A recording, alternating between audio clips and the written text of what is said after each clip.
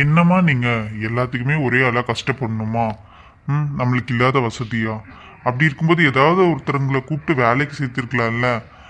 இந்த அக்கா வராதன்னைக்கு அவங்க அந்த மாதிரி நீங்க சொன்னாலும் கேட்கறது இல்லம்மா. எப்பவுமே எல்லா வேலையும் நீங்களே தான் இழுத்து போட்டு செஞ்சுட்டு இருக்கீங்க. உங்களுக்கும் ஏஜ் ஆகுதுல, கொஞ்சம் ரெஸ்ட் எடுக்கலாம்னு நினைக்கவே மாட்டேங்கிறீங்கம்மா. போங்கம்மா.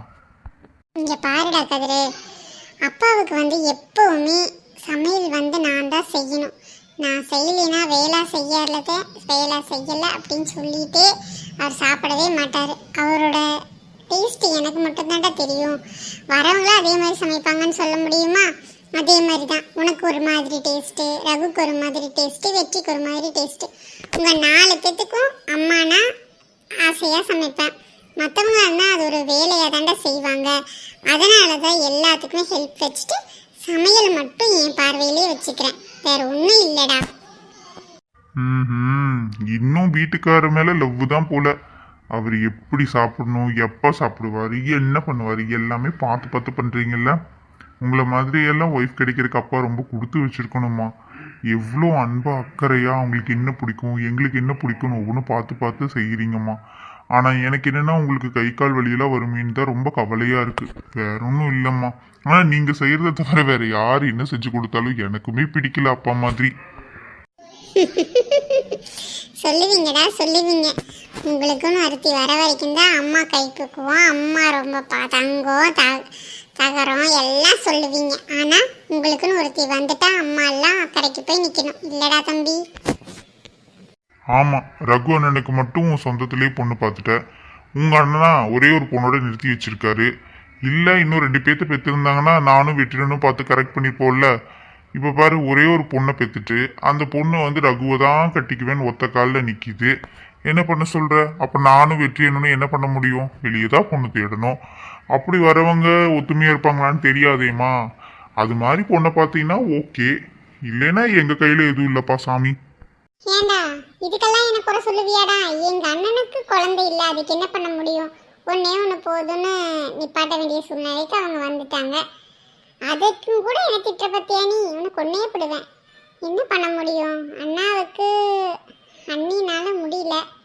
அவங்களுக்கு ஏதோ சம் ப்ராப்ளம். அதனால தான் அண்ணி அனிதாவோட நிப்பாட்ட வேண்டிய சூழ்நிலை வந்துருச்சு.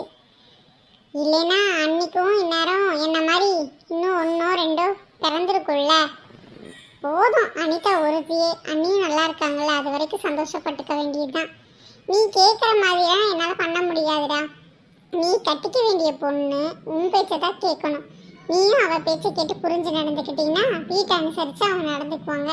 இல்லைன்னா ஏதாவது பொட்டியை கட்டிட்டு அவங்கவுங்க வீடு பார்த்து போயிருங்க. சரியா? இங்கிருந்து இருந்துட்டு எல்லாமே சங்கடப்படுத்திக்கிட்டே இருக்கக்கூடாது. 3 குடும்பமும் தனித்தனியாக இருந்தாலும் எப்பாவது பார்க்கும்போது மனசில் எந்த விதமான சலனமும் இல்லாமல் சந்தோஷமாக சிரித்து பேசிக்கிற மாதிரி இருக்கணும். அதுதான் இந்த வேளாவுக்கும் பிடிக்கும். சரியா? ஃபஸ்ட்டு என்ற ராசாத்தி என் அண்ணன் பெத்த தங்க ரதமாக்கு என் பையனுக்காகவே பிறந்திருக்கிறா. எனக்கு எவ்வளோ சந்தோஷமாக இருக்குது தெரியுமா? ரகு நீயும் பார்க்கறதுக்கு அவ்வளோ ஒரு அழகான ஜோடி சாமி. நீ என் மருமகளாக வந்துட்டா எனக்கு அதை விட பெரிய சந்தோஷம் வேறு எதுவுமே இல்லை. ஐயோ அத்தை, எனக்கும் அதான் ஆசை. எத்தனை நாள் தான் வீட்டில் ஒரே பொண்ணாக தனியாக இருக்கிறது. உங்கள் அண்ணன் வேற என்னோட நிறுத்திட்டாரு. எனக்கே அந்த கஷ்டம் இருந்துச்சு தெரியுமா? இவன் சொன்ன மாதிரி என் கூடயும் 2-3 பேர் பிறந்திருந்தாங்கன்னா இந்நேரம் 3 பேரும் வரிசையாக ஆளுக்கு ஒவ்வொருத்தரை கல்யாணம் பண்ணிட்டு இந்நேரம் உங்கள் வீட்டில் இருந்துருப்போம்லத்த. நம்ம என்ன சாமி பண்ணுறது? அம்மாவுக்கு கொஞ்சம் நல்லாலாம் ஆயிடுச்சு. அதனால தான் உன்னோட நிறுத்த வேண்டிய கட்டாயம் ஆயிடுச்சுமா. ஆமாத்த. நீ சொன்னதுலேயும் உருப்படியான விஷயம் என்ன தெரியுமா? நீ இதுதான் உன் கூட ஒரு 2 பேர் பிறந்திருந்தாங்கன்னா இந்நேரம் வெற்றியனை ஏதாவது கரெக்ட் பண்ணுறானோ இல்லையோ, நான் கண்டிப்பாக 1க்கு 2ஆ கரெக்ட் பண்ணி இந்நேரம் நான் செட்டில் ஆகிருப்பேன். இவங்கள மாதிரிலாம் வெயிட் பண்ணிட்டு இருக்க மாட்டேன்ப்பா. அண்டி வாங்க போற பாருடா, என்னென்ன பேசிட்டு இருக்கான் பாரு. அண்ணிங்கிற நினைப்பே இல்லை. அன்னிக்கிட்ட என்ன வேணா பேசலாம் இல்லடா. விடுங்கத்த, எப்பவுமே அவன் ஜாலியாக இருப்பான். எனக்கு ரொம்ப பிடிக்கும். ரகுக்கு அப்புறமா இந்த வீட்டில் எனக்கு ரொம்ப ரொம்ப பிடிச்சது யாருன்னா கதிர் தான். அவன் எப்பவுமே என் கூட ஃப்ரெண்டாக தான் பேசுவான். அதனால தான் எனக்கு பிடிக்கும். உடனே உங்களை பிடிக்காதான்னு கேட்டுறாதீங்க. நீங்கள் அந்த கேள்வி கேட்க வருவீங்கன்னு தெரியும். எனக்கு நீங்கள் ரொம்ப ஸ்பெஷல். எங்கள் அம்மாவுக்கு அப்புறம் உங்களை ரொம்ப பிடிக்கும் என்னன்னு தெரியல, உங்கள் வீட்டில் நான் மருமகளாக வாச்சா எனக்கு ரொம்ப சந்தோஷமாக இருக்கும் உண்மையாக இங்கே எவ்வளோ கூட்டு குடும்பமாக இருக்கிற மாதிரி இருக்கீங்க தெரியுமா? இப்போ கேள்வி கேட்க வர்றதுக்கு முன்னாடியே அத்தை என்ன கேள்வி கேட்பேன்னு தெரிஞ்சுக்கிட்டு பதில் சொல்ற பத்தியாடி. அதுல தாண்டி நிக்க என் மருமகளை, என் செல்ல குட்டிடி நீ. ஏம்மா தாய்களா, உங்களோட மாமியா மருமகளோட கொஞ்சல்களை அப்படியே நிறுத்தி வைத்துவிட்டு எனக்கு ஒரு கப் கிளாஸ் காஃபி கொடுக்குறீங்களா? அதே மாதிரி சரி, நான் உங்கள் வீட்டுக்கு போகிறேன்னு சொன்னதுனால அக்கா வந்து நானும் பார்க்க வரணும்னு சொல்லியிருந்தாங்க. அதனால தான் சரி வாங்க போகலாம் அப்படின்னு சொல்லி கூட்டிகிட்டு வந்தேன். உடனே இவ்வளோ கேள்வி கேட்குறேன். வந்தவங்களை உள்ள வான் கூப்பிட்டியா, இல்லை தண்ணி மூந்து தான் கொடுத்தியா, இல்லை உட்காரதான் வச்சியா? உன்னை வச்சுக்கிட்டு அம்மா எங்களுக்கு பால்கனியில் காஃபி கொடுத்து விடுங்கம்மா, நாங்கள் போய் மேலே நின்றுட்டு கொஞ்சம் பேசிகிட்டு இருக்கோம். சரியா? பிரேக்ஃபாஸ்ட் ஆனதும் கால் பண்ணுங்கள், நாங்கள் 3 பேருமே வந்து சாப்பிட்டுட்டு கிளம்புறோம்.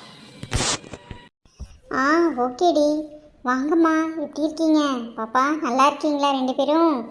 காவியா, பிங்கி. அம்மா நல்லா இருக்கோம்மா, நீங்கள் எப்படி இருக்கீங்க? ஆண்டி நீங்கள் எப்படி இருக்கீங்க ஆண்டி? எல்லாத்தையும் பார்த்துட்டு போகலாம் தான் வந்தோம். நீங்கள் தான் யாருமே இங்கே வரமாட்டேங்கிறீங்க, என்ன பண்ணுறது? என்ன பண்ணுறது பிங்கி, ஏதாவது ஒரு வேலை இருந்துக்கிட்டே இருக்குது. நான் அவளை வர சொல்கிறேன் இந்த வாரம். சரி நீங்கள் அம்மா உங்ககிட்ட ஒன்று கேட்டு சொன்னாங்க. நம்மச்சிக்கிட்டு எங்க இங்க? ஐயோ, யாருன்னு தெரியலையே. ரிலேஷனா இல்லை இவங்க பொண்ணான்னு தெரியலையே. வெயிட் பார்ப்போம். யாரோ சும்மா இங்கே வந்து பேசிகிட்டு இருக்காங்க. சரி நம்ம போவோம். நான் உள்ளே இருக்கேம்மா, அவங்க கூட இருக்கேன். சரிங்களா?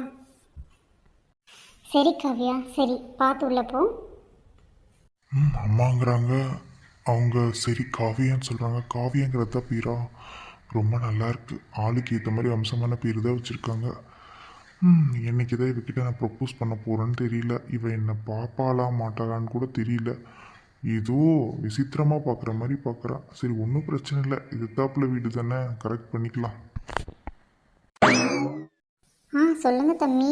அம்மா அந்த டூர் போகிற விஷயமா தானே உங்களை அனுப்பிச்சிட்ருக்காங்க?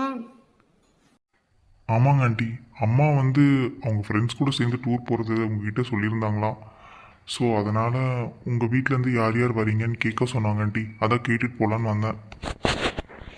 எங்கள் வீட்டிலேருந்து நாங்கள் 2 பேர் தான்ப்பா வரோம். நானும் என் பொண்ணு காவியாவை மட்டும்தான் வருவோம்.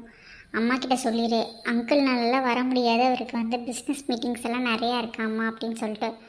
ஸோ நாங்கள் 2 பேர் மட்டும்தான் வரோம். எங்கள் 2 பேர்த்துக்கு மட்டும் புக்கிங் போட்டால் போதும்னு சொல்லிடுறீங்களா அம்மா கிட்ட? ரியலி? காவியா இவங்க பொண்ணு தானா? அப்பாடா, இப்போ ரொம்ப ஹாப்பி. ஐயோ, இனிமேல் நீங்கள் எனக்கு வந்து ஆன்ட்டி இல்லை அத்தை மாமியாராக போகிறீங்க. எவ்வளோ சந்தோஷமாக இருக்குது தெரியுமா? இவ்வளோ அழகான பொண்ணை பெற்று வச்சுட்டு. ஐயோ அத்தை, ஆனால் எனக்கு இருந்தாலும் சந்தேகமாக இருக்குது. நீங்கள் இவ்வளோ பிளாக்காக இருக்கீங்களே, எப்படி இதை கேட்க போக முடியும்? சரி, அத்தை எப்படி இருந்தால் என்ன, நம்ம கல்யாணம் பண்ணிக்க போகிற பொண்ணு அழகாக இருக்குது, அதுவே எனக்கு போதும். அழகுங்கிறத விட எனக்கு பிடிச்ச மாதிரி இருக்கா. என் தெய்வதையே அவள் தான். அவள் கூட வாழ போகிறது நினச்சா எனக்கு ரொம்ப சந்தோஷமாக இருக்குது.